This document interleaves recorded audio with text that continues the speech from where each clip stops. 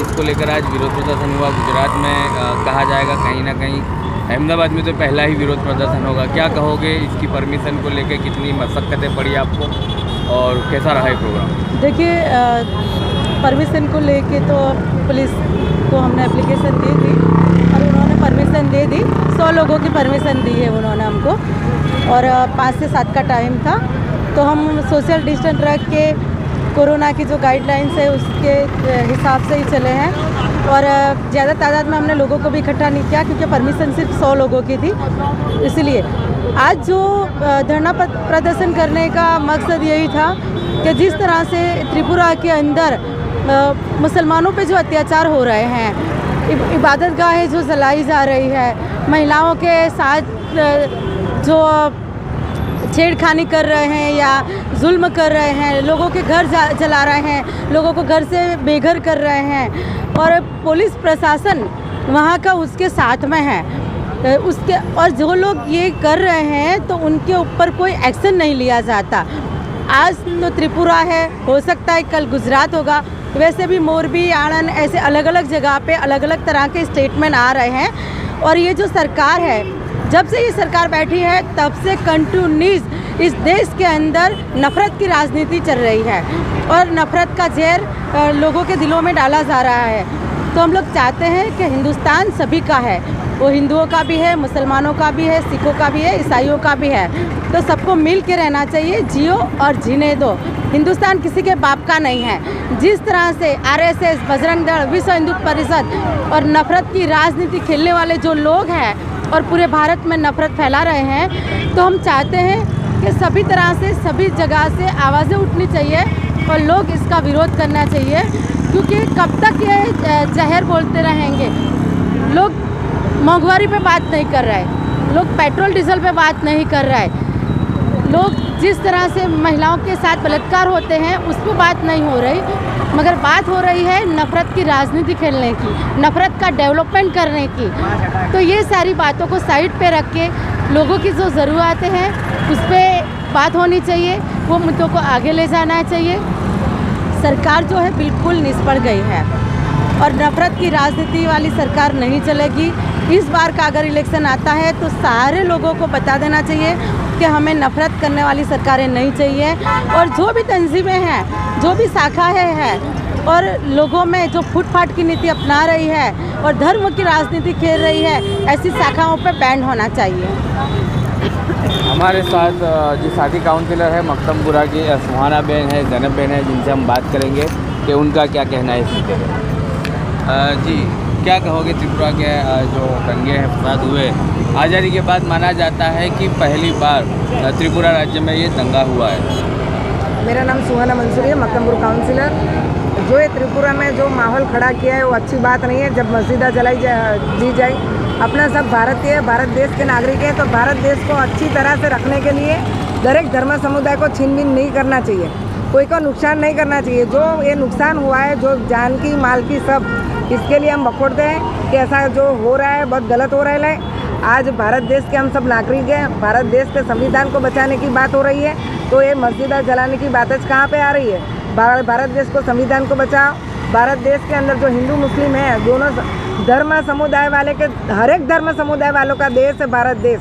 अपने ऐसा मानते कि हमारा लोकशाही देश है, तो लोकशाही देश के अंदर ऐसा क्यों हो रहा है? तो मैं इसके माध्यम से भारत देश के बड़ा प्रधान को भी मैं खास इसके लिए मैं कहना चाहती हूँ कि आप भी ज़रा ध्यान दो कि मामले के अंदर के सब क्या हो रहा है, मस्जिदा क्यों जल रही है। जब आप सबके साथ सबके विश्वास की बात करें तो मुस्लिमों का विश्वास क्यों टूट रहा है, ये बात का भी जवाब देना पड़ेगा ना। आज इसके त्रिपुरा के लिए हम लोग सब खड़े हैं कि आज जो वहाँ पे बनाव बना गुजरात के अंदर जो हो रहा है, जिस तरह मोरबी में हुआ, अहमदाबाद की दरगाह में हुआ, वो सब नहीं होना चाहिए। सब भारत देश के नागरिक हैं, ना भारत देश में रहने वाले लोग हैं। तो मस्जिद हो, मंदिर हो के गुरुद्वारा हो, जो भी है वो लोगों का मान और सम्मान होना चाहिए। कोई भी धर्म ऐसा नहीं कहता कि किसी को नुकसान करके अपने मन को खुशी महसूस करो, वो कोई भी धर्म नहीं कहता ना। अपना तो सब खुद भारतीय है, तो भारतीयों का विचार कैसा होना चाहिए कि हम भारत देश के नागरिक हैं। दूसरी पार्षद महिला है काउंसिलर जो जैनब शेख AIM से है, उनसे भी हम बात करेंगे।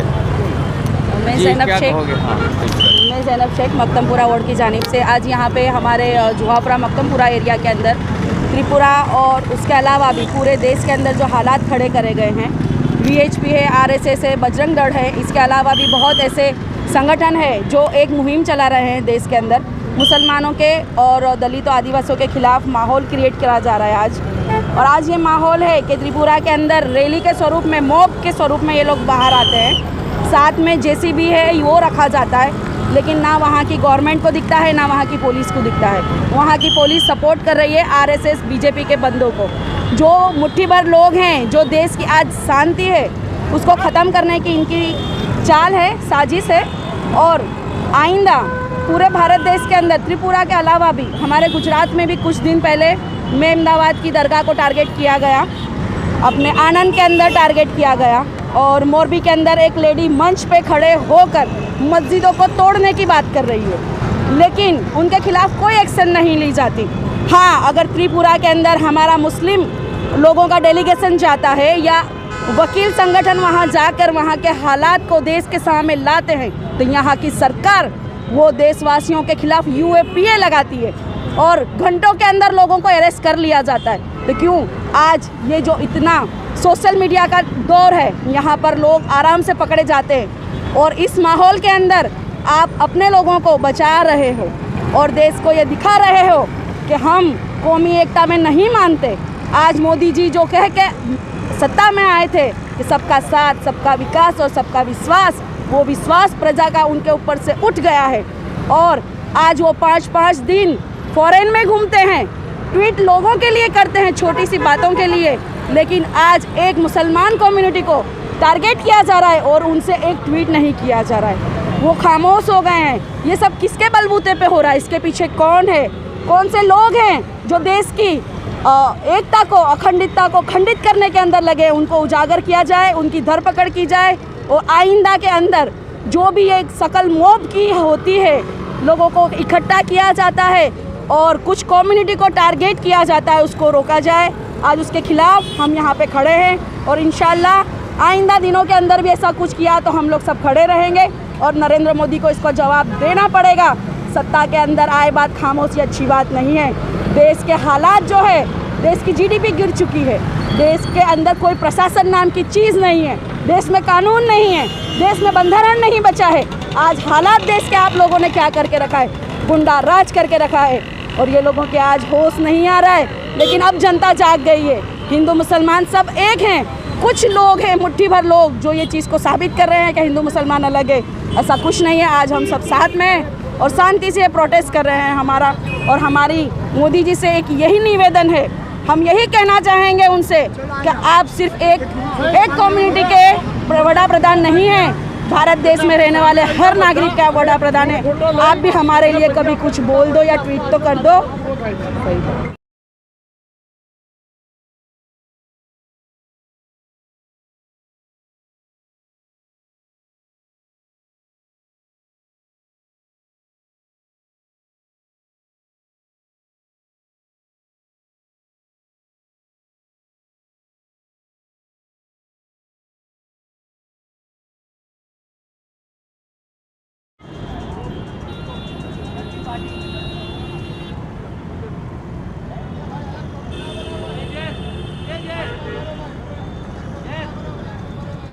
जी, तमाम पॉलिटिकल पार्टियां इस मामले को लेकर एक है। आज जुहापुरा सरखेज में कांग्रेस है, MIM है और आम आदमी है। BJP कहीं नज़र नहीं आ रही है, क्या कहोगे? देश में आज की सरकार सिर्फ वायदा बाजार की सरकार है। लोगों को बड़े बड़े वायदे दिए, लोगों को बड़े बड़े सपने दिखाएं और देश के बड़ा प्रधान सपने दिखाने में माहिर है। इसी तरह से जुहापुरा के समाज, मुस्लिम समग्र समाज, कोई सियासती पार्टी नहीं, तमाम NGO साथ में मिलकर आज एक ही बात है कि मुस्लिम समाज के साथ अन्याय हो रहा है। हर एक आदमी अपने आप को, अपने लोगों को साथ में ले मिलकर काम करना चाहता है। आज देश में कहीं ना कहीं किसी न किसी प्रकार से ये देश की सरकार इंसानियत और मानवता भूल चुकी है और दंगे और कौमवाद का सहारा लेकर अपने दिए हुए वायदे फेल हो चुकी है। इसलिए आज देश में कहीं ना कहीं दंगे कराना और गुजरात में फ़िलहाल में आणंद हो, चाहे अहमदाबाद हो, चाहे मोरबी हो, आज कट्टरवादी संगठनों को खुलेआम छूट देकर अपने आप का सही तरह से पर्चा बताया है कि भारतीय जनता पार्टी की जो सहभागी संस्थाएं हैं, उनकी NGO, उनकी संस्थाएं, जितनी भी बजरंग दल हो या किसी और प्रकार की संस्थाएं, उनको पूरा साथ सहकार दिया जाता है और उनको डिग्रियाँ दी जाती है। दंगे फसाद करने के बाद में उनको टिकटें दी जाती है, उनको फूलहार पर पहनाकर उनके सम्मान किए जाते हैं और इंसानियत और मानवता के काम करने वालों के सामने केस किए जाते हैं। तो हम आज की सरकार पे, हुकूमत को हम जगाना चाहते हैं कि ये नहीं चलेगा, नहीं चलेगा। इंसानियत और मानवता का पैगाम चलेगा। हिंदू, मुस्लिम, सिख, ईसाई सब इस देश में भाई भाई, सभी इस देश के सिपाही और देश की शान है, यही शान है। हमें बताने के लिए जुआपुरा का समग्र मुस्लिम समाज आज बाहर आया है और ये कट्टरवादी संगठनों को FIR करके सख्त में सख्त सजा दी जाए और मानवता का पैगाम दिया जाए और आज दंगे बंद हो और देश में अमन चैन हो, देश का विकास हो, गुजरात का विकास हो, ऐसी समग्र मुस्लिम समाज, जुआपुरा का मुस्लिम समाज चाहता है।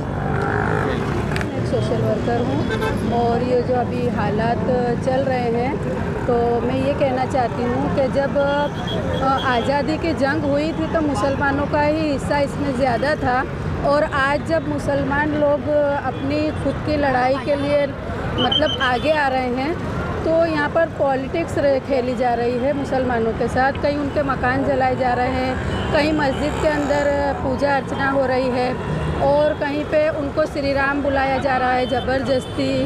तो हम तो यही चाहते हैं कि मुसलमान, हिंदू, मुस्लिम, सिख, ईसाई सब मिलकर एक साथ रहें, लेकिन ये नाइत्तेफाकी जो फैल रही है उससे हमको बहुत दुख है, क्योंकि जितना मतलब हिस्सा हिंदुओं का है उतना ही हिस्सा मुसलमानों का भी है। मुसलमानों ने जितनी जानें दी हैं उतनी किसी कौम ने हिंदुस्तान के लिए जान नहीं गंवाई है। तो मैं यही चाहती हूँ कि हम आपस में सब एक होकर इखलास और मोहब्बत से रहें, ना कि हम एक दूसरे की खींचतान करके, क्योंकि ये सब राजनीति जो है, राजकारण वाले जो ये एक तरफ अपने आप को एक दूसरे की तरफ खींच रहे हैं, तो उसके लिए अच्छी बात नहीं। और हमके दुख है कि आज मुसलमानों का ये हाल है कि मुसलमान होते हुए भी उसको खुद को बचाव के लिए उसको श्री राम बोलना पड़ रहा है। तो ये बहुत भयंकर मतलब जो घटनाएं हो रही है उसके लिए हम दिलगीर हैं और हम चाहते हैं कि एक दूसरे के साथ मिलकर रहें और एक दूसरे को सपोर्ट करें, ना कि एक दूसरे को मारें।